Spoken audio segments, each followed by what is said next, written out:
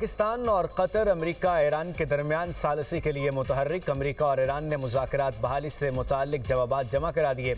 अल Arabia का दावा। अपनी रिपोर्ट में कहा, अमेरिका और ईरान ने पाकिस्तान और कतर की तजवीज़ पर जवाबात जमा कराए। ईरान ने पाकिस्तान को मुज़ाकरात जारी रखने पर आमादगी से आगाह कर दिया। मुज़ाकरात का दौर जनेवा, दोहा या इस्लामाबाद में से किसी भी मकाम पर हो सकता है। सीनियर ईरानी ओहदेदार के मुताबिक अमेरिकी हमलों में वक्फा ज़्यादा शकूक पैदा कर रहा है। अमेरिका हमले नहीं करेगा तो हम भी नहीं करेंगे।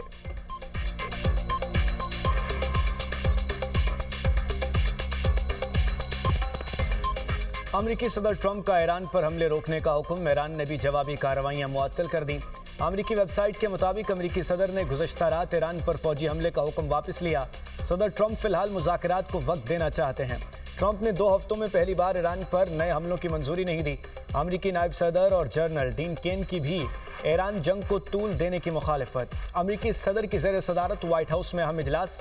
CNN के मुताबिक नायब सदर JD Vance और chairman joint chiefs of staff ने कशीदगी बढ़ाने पर तहफ़्फ़ुज़ात का इजहार किया।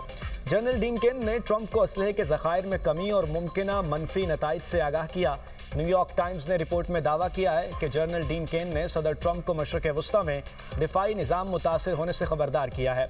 जनरल डीन केन का कहना है कि जंग में शिद्दत आने पर पेट्रियाट मिसाइल इंटरसेप्टर्स के ज़खायर कम होंगे।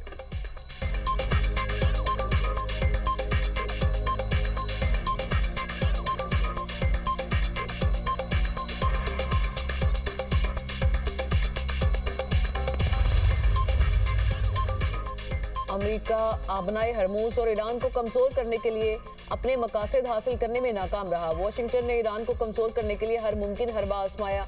ईरान के खिलाफ जदीद तरीन हथियार इस्तेमाल किए गए।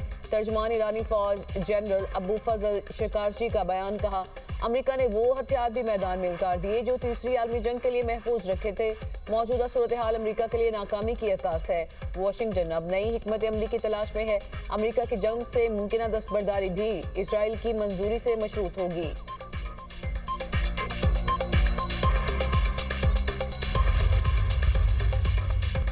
ईरान का हमलों में 200 से जायद अमेरिकी फौजी हलाक करने का दावा। पासदारान इनकलाब के तर्जुमान जनरल हुसैन मुहिब्बी कहते हैं, हमलों में खित्ते में अमेरिका के 8 फौजी मराकज़ को निशाना बनाया गया। 2 हफ्तों में अमेरिकी अड्डों पर 11 जंगी तैयारे और हेलीकॉप्टर्स तबाह किए।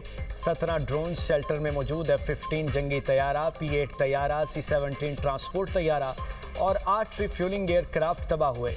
पासदारान इनकलाब ने मजीद कहा, अगर बरतानिया ने अमेरिका की हिमायत की तो वह हमारा हदफ होगा। अमेरिका के साथ जंग में शामिल हर मुल्क को निशाना बनाएंगे। अमेरिकी बमबार तैयारों ने हाल ही में बरतानवी अड्डे इस्तेमाल किए। पासदारान इनकलाब ने इजराइल को भी खबरदार कर दिया। कहा, इजराइल जंग में फिर से शामिल हुआ तो आफत का सामना करने के रहे। इजराइल जानता है जंग में शामिल हुआ तो हम क्या करेंगे।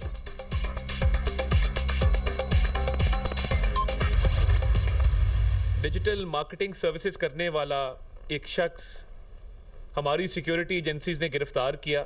उसके ताने बाने इंडिया से मिलते हैं। मोस्टली जो इसको मवाद आ रहा था वो आज़ाद कश्मीर में जॉइंट एक्शन कमेटी के हवाले से था। हम तो डे 1 से ये कह रहे थे कि ये जो जॉइंट एक्शन कमेटी है ये कश्मीर कॉज को नुकसान पहुंचाना चाहती है। सोशल मीडिया पर पाकिस्तान मुखालिफ प्रोपेगेंडे के पीछे भारत का हाथ है। भारतीय खुफिया एजेंसी का पाकिस्तान के खिलाफ ऑनलाइन प्रोपेगेंडा बेनकाब हो गया। कलअदम एक्शन कमेटी को भारत फंडिंग करता है, शवाहिद सामने आ गए। कलअदम ज्वाइंट एक्शन कमेटी दुश्मन से फंडिंग लेकर पाकिस्तान के खिलाफ मुहिम चला रही थी। वज़ीर इत्तलात अताउल्लाह तारड़ की मीडिया ब्रीफिंग। कहा, पाकिस्तान और पाकिस्तान एजेंसी के हवाले से गुमराहकुन प्रोपेगेंडा जारी था। सिक्योरिटी फोर्सेज ने एक शख्स को गिरफ्तार किया जो डिजिटल मार्केटिंग सर्विस फराहम करता था। गिरफ्तार शख्स के ताने बाने भारत से मिलते हैं। सोशल मीडिया पर प्रोपेगेंडे के जरिए लोगों को बगावत पर उकसाया गया। किसी और जगह की वीडियो को आज़ाद कश्मीर की वीडियो के तौर पर पेश किया गया। पाक फौज के खिलाफ मुतादिद पोस्टें लगाई गई। ऐसी नाकाम कोशिश की गई जिससे कश्मीर में अफरा तफरी फैले। कलअदम joint action committee Kashmir cause को नुकसान पहुंचाना चाहती है। शरपसंद कमेटी कश्मीर से उतनी मुखलिस है तो इंतखाबात में हिस्सा क्यों नहीं लेती। कलअदम एक्शन कमेटी ने जत्थे बनाकर सड़कें बंद करके कानून हाथ में लिया।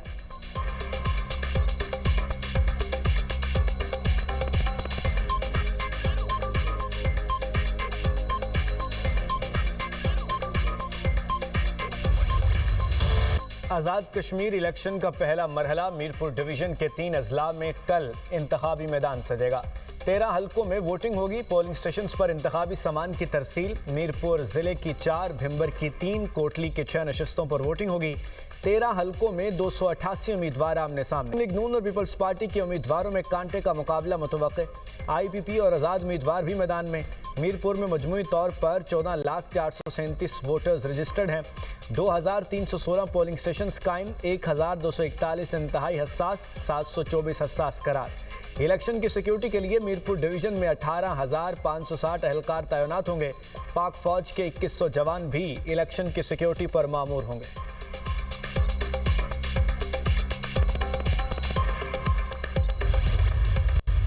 मियाँ साहब बुरा ना माने, मगर कश्मीर हो या कश्मीर, मीरपुर हो या मीरपुर खास, इनके सिर्फ नाम नहीं मिलते, इनका मिजाज भी मिलता है, इनका गैरत भी मिलती है और अपने हक के लिए खड़े होने का हौसला भी मिलता है। कश्मीर हो या कश्मीर, कोई अपने हक हाकमियत या हक मलकियत पर किसी को सियासी डाका नहीं डालने देगा। कश्मीर हो या कश्मीर, कोई अपने हक पर किसी को डाका डालने नहीं देगा। बिलावल भुट्टो का लीगी क़यादत को जवाब। वीडियो पैगाम में कहा, मियाँ साहब बुरा ना माने, कश्मीर हो या कश्मीर, मीरपुर हो या मीरपुर खास, इनके ना सिर्फ नाम मिलते हैं, इनका मिजाज भी मिलता है। मियाँ साहब बुरा ना माने, जिस तरह पिछले इलेक्शंस में कश्मीर और कश्मीर के अवाम ने नून लीग को मुस्तरद किया था, जिस तरह मीरपुर और मीरपुर खास में नून लीग का सफाया हुआ, आने वाले इलेक्शन में भी अवाम वही फैसला करेंगे। बिलावल भुट्टो का आज़ाद जम्मू कश्मीर के हालात पर ट्रूथ एंड रिकन्सिलिएशन कमीशन के क़याम का मुतालबा। कहा, ऐसा कमीशन जो फौरी आज़ाद कश्मीर के बहरान और टकराव का खात्मा करे। बारहा कमीशन की तजवीज़ दी, अब तक कोई मुस्बत जवाब नहीं आया। PP चेयरमैन की बहरान के पुरअमन हल के लिए मीरपुर के अवाम से मदद की अपील। कश्मीरी अवाम को मसाइल के हल के लिए तीर पर मोहर लगाने का मशवरा।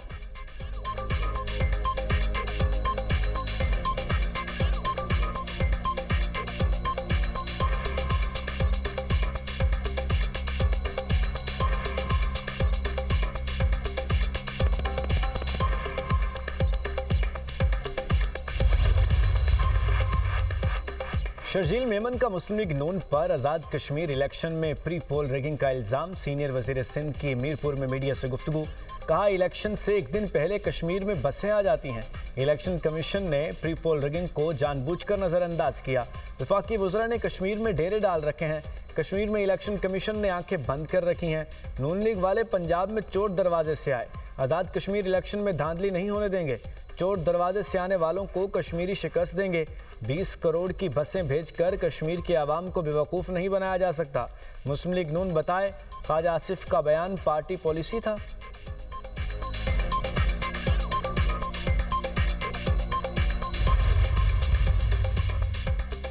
मुस्लिम लीग नून आज़ाद कश्मीर इलेक्शन में भारी अक्सरियत से कामयाब होगी।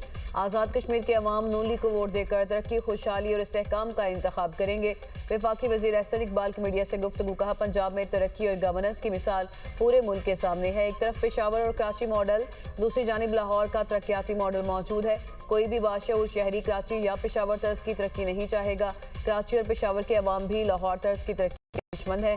सीनियर वज़ीर पंजाब मरियम औरंगजेब का रावलपिंडी में ख़वातीन के इजलास से खिताब। कहा, आज़ाद कश्मीर के इंतखाबात में मुस्लिम लीग नून ही जीतेगी। कश्मीर के अवाम नवाज शरीफ और मरियम नवाज से अकीदत रखते हैं। सियासी मुखालफिन पंजाब में सड़कों और हॉस्पिटल्स पर तनकीद करते हैं। मुखालफिन अपने सूबे में मरियम नवाज जैसे मंसूबे दिखा दें। मरियम नवाज जैसा साफ पानी प्रोग्राम, ग्रीन बसें अपने सूबे में दिखा दें।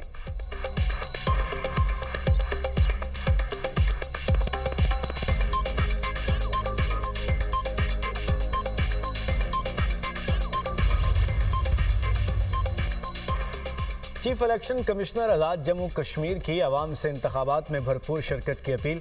जस्टिस रिटायर्ड गुलाम मुस्तफ़ा मुग़ल का कहना है, वोट कौमी और आइनी फरीज़ा है। हर शहरी अपना वोट का हक ज़रूर इस्तेमाल करे। हक के रायदही का इस्तेमाल ही मजबूत जमहूरियत की ज़मानत है।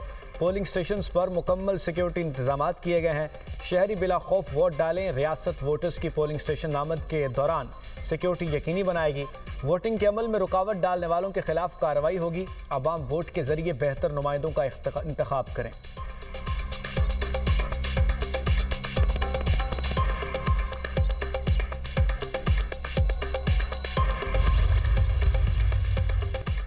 आइन के मुताबिक इंतखाबी अमल का बाकायदा आगाज कल होगा। इंतखाबात के तमाम इंतजामात मुकम्मल, पोलिंग मटीरियल रिटर्निंग अफसरान तक पहुँचा दिया गया। चीफ सेक्रेटरी आज़ाद जम्मू कश्मीर खुशहाल खान की न्यूज़ ब्रीफिंग। कहा, ज़िले इंतजामिया, इलेक्शन कमीशन और मुतालिका इदारों ने इंतखाबी तैयारियों में भरपूर किरदार अदा किया। चारों सूबों की पुलिस आज़ाद कश्मीर पुलिस के हमरा सिक्योरिटी की फ़राइज़ अंजाम देगी। आज़ाद कश्मीर में हमेशा पुरअमन अंदाज में हक के राय दही इस्तेमाल किया गया। वोटर टर्न आउट हमेशा बुलंद रहा। अवाम अपने नुमाइंदों के इंतखाब के लिए पुरजोश जमहूरी अमल में भरपूर हिस्सा ले रहे हैं।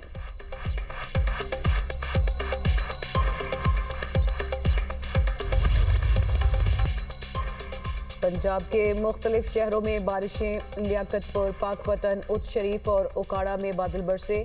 लाहौर, इस्लामाबाद में आज भी बादल बरसने की पेशगोई। कराची में भी बारिश की नवीद। उमरकोट और गिरदनवाह में तीसरे रोज भी बारिश। शहरी इलाके ज़ेरियाब, सहराई इलाकों में छोटी झीलें और तालाब बन गए। बलूचिस्तान के मुख्तलिफ इलाकों में बारिश की तवक्को। खैबर पख्तूनख्वा में बारिशों और फ्लैश फ्लड से नुकसानात। PDMA के मुताबिक 24 जुलाई से अब तक 6 अफराद जाँ भाग, 6 जख्मी हुए। जाँ भाग अफराद में 3 मर्द और 3 बच्चे शामिल। 26 घरों को नुकसान पहुंचा, 7 घर मुकम्मल मुनहदिम। 19 जुलाई से 26 जुलाई तक अमवात की तादाद 32 हो गई। मुतासरा अजला की इंतजामिया को मुतासरीन को जल्द इमदादी सामान फराहम करने की हिदायत। बालाई इस्लामिक ब्लॉक के मुमकिन खतरे के पेश नज़र अलर्ट जारी। गर्म मौसमी हालात और वक्फे से बारिशों के बायस ग्लेशियर्स के पिघलाव में तेजी का इम्कान। ग्लेशियर झीलों के फटने से सैलाब और तेज पानी के बहाव का खतरा।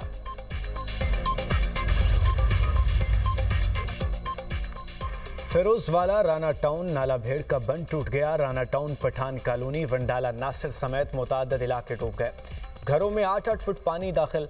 पठान कॉलोनी में सैलाबी पानी में डूबकर एक ही घर के 3 बच्चे जाँ बहक। शनाख्त दानियाल, नोमान और बुरहान के नामों से हुई। तीनों बच्चे घर के करीब जमा पानी में नहाते हुए डूबे। शहरियों ने अपनी मदद के तहत बच्चों को पानी से निकाला। वाक़े पर मुश्तइल अफराद का एहतजाज। GT रोड ब्लॉक कर दिया। मुश्तइल मुजाहिरीन ने बंद बांधने वाली गाड़ियों से मट्टी सड़क पर डाल दी।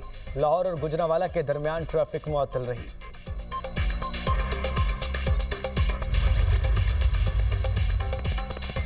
बारिशों से नदी नालों और दरियाओं में पानी के बहाव में इजाफा। नाला पलकू में ऊंचे दर्जे का सैलाब।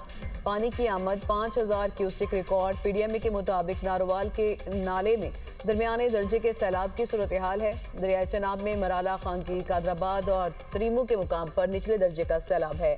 चश्मा और चनाब बिराज पर निचले दर्जे का सैलाब बरकरार। पानी की आमद में मजीद इजाफा। नारंग मंडी में नाला डेक में तगयानी शदीद बारिशों से हजारों एकड़ धान की खड़ी फसल ज़ेरियाब। लाहौर सियालकोट मोटरवे पर करशी इंटरचेंज पर भी सैलाबी पानी जमा। हाफजाबाद के नवाही गांव वन्ने की तारड़ में दरियाई चनाब के सैलाबी रैली ने तबाही मचा दी। सैकड़ों एकड़ धान की फसल डूब गई।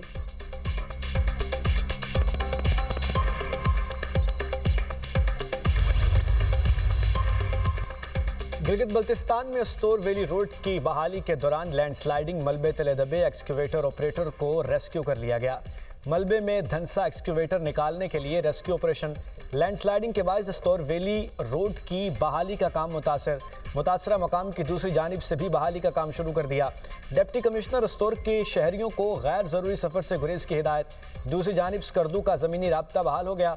FWO ने अंसर कैंप के करीब पुल तामीर करके स्कर्दू रोड ट्रैफिक के लिए बहाल कर दिया।